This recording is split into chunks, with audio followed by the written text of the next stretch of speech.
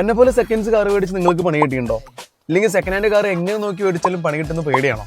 എന്നാൽ അതിനൊരു സൊല്യൂഷൻ ആയിട്ടാണ് ഞാൻ ഇന്ന് വന്നിരിക്കുന്നത്. അപ്പോൾ ഇതാണ് സൊല്യൂഷൻ. സെക്കൻഡ് ഹാൻഡ് കാർ മേടിക്കാൻ പ്ലാൻ ഉള്ള ഫ്രണ്ട്സ് ഉണ്ടെങ്കിൽ വീഡിയോ അയച്ചു കൊടുത്തോ, എന്തായാലും ആവശ്യം വരും. നമ്മൾ യൂഷ്വലി ഒരു സെക്കൻഡ് ഹാൻഡ്സ് കാർ മേടിക്കാൻ പോകണമെങ്കിൽ നമ്മൾ നോക്കാറുള്ളത് അതിൻ്റെ engine side, electrical side, painting side ഒക്കെയാണ്.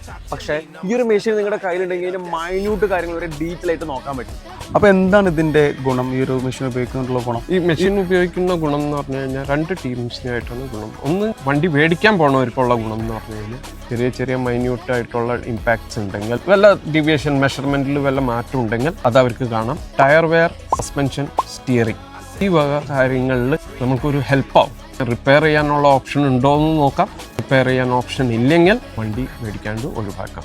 അടുത്തത് മൾട്ടി ബ്രാൻഡ് വർക്ക്ഷോപ്സ് ഉണ്ടല്ലോ. ഇൻഷുറൻസ് റിപ്പയർ ആയിക്കോട്ടെ, അല്ലെങ്കിൽ കസ്റ്റമർ സ്വന്തമായിട്ട് കാശിട്ട് റിപ്പയർ ചെയ്യുമ്പോഴും അവർക്കും ഇത് വലിയ ഉപകാരമാവും. Precise, accurate dimensions.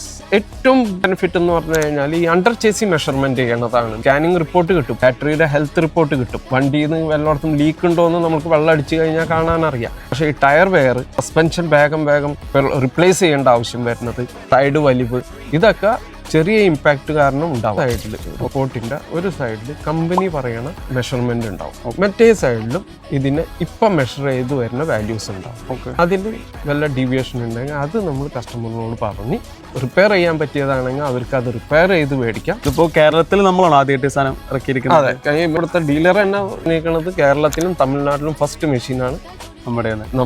Okay, car മേടിക്കുമ്പോൾ നമ്മൾ കാണാണ്ട് ഒരുപാട് പ്രശ്നങ്ങൾ കാറിലുണ്ടാവും. അതൊക്കെ നമുക്ക് ഈ മെഷീൻ വെച്ച് സിമ്പിളായി ഫൈൻഡ് ചെയ്യാൻ പറ്റും. അപ്പം നിങ്ങൾ ഇനി സെക്കൻഡ് ഹാൻഡ്സ് കാർ മേടിക്കാൻ പ്ലാൻ ഉണ്ടെങ്കിൽ ഞാനിവിടെ കോൺടാക്ട് ഡീറ്റെയിൽസ് നമ്പറൊക്കെ താഴെ കൊടുക്കുന്നുണ്ട്. ഇനി സെക്കൻഡ് ഹാൻഡ്സ് വണ്ടി മേടിക്കുമ്പോൾ പണി കിട്ടുന്നുള്ള ഒരു പേടിയും വേണ്ട. അപ്പോൾ ഓക്കെ, ബൈ.